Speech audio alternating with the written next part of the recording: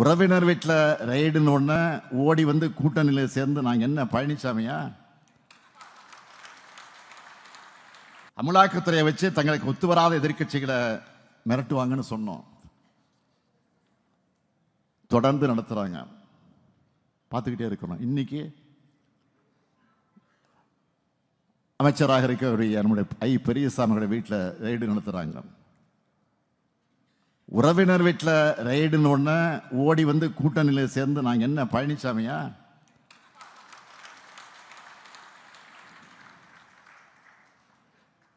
எங்களை மிரட்டு நினைச்சவங்க தான் இப்போ மிரண்டு போயிருக்காங்க.